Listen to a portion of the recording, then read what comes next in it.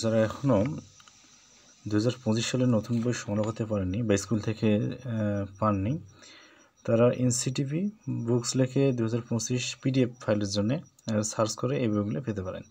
তো এই জন্য যে কোনো একটা ব্রাউজার ওপেন করে আমি এখানে অপেরা নিয়েছি, কেউ ক্রোম নিতে পারে।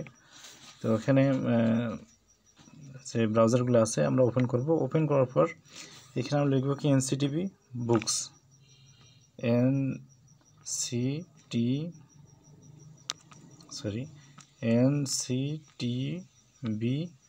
বুকস 2025 পিডিএফ লিখে অনেকগুলো আছে, তো আমরা এখানে সার্চ করব।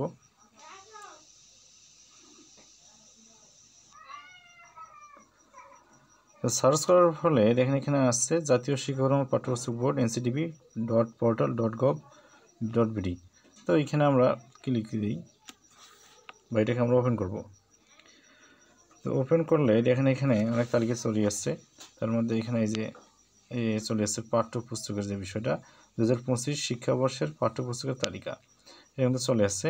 তো এইখান থেকে আর যদি না আসে, অনেকের না আসতে পারে, মেনু নির্বাচন করবেন। মেনু নির্বাচন করে এখানে দেখবেন পাঠ্যপুস্তক, এই পাঠ্যপুস্তকে ও করলে কিন্তু চলে আসবে।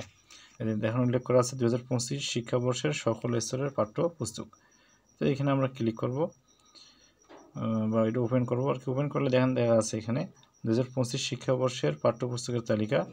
মনে করেন যে আমি মাধ্যমিক স্তরে ডাউনলোড দেবো, তো এখানে মাধ্যমিক স্তরে দেবো। এখানে যাওয়ার পরে আমরা মনে করেন যে আমি নবম দশম শ্রেণী, এখানে দেওয়া আছে মাধ্যমিক স্তর, দাখিল স্তর, কারিগরি স্তর, একটা আছে উচ্চ মাধ্যমিক স্তর। যেহেতু আমাদের মাধ্যমিক এটা দরকার, নবম দশম শ্রেণী দিলাম।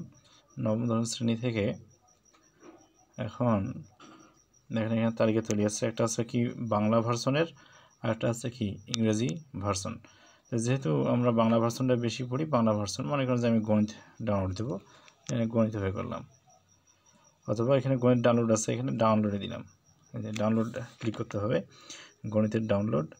তখন এখানে ফাইলটা চলে আসবে। এই যে আছে গণিত, নবম দশম শ্রেণী গণিত। এখানে আমরা দেখতে পারি যে কী কী বিষয় উল্লেখ করা আছে। দেখার পরে ডাউনলোড দেওয়া যাবে।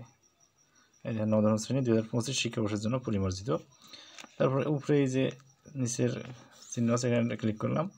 তো এখান থেকে আর কি ডাউনলোড হবে। চলে এসেছে 24 মেগাবাইট। এই যে ডাউনলোডে ক্লিক করলাম, এরপরে কি ডাউনলোড হয়ে যাচ্ছে।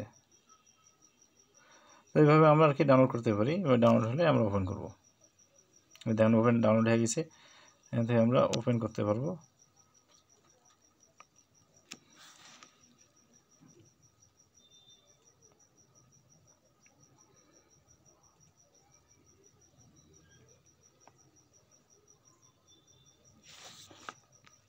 দেখেন ফাইলটা আর কি ওপেন হয়ে গেছে। তো এইভাবে ডাউনলোড করে প্রত্যেকটা বই সংগ্রহ করা যাবে।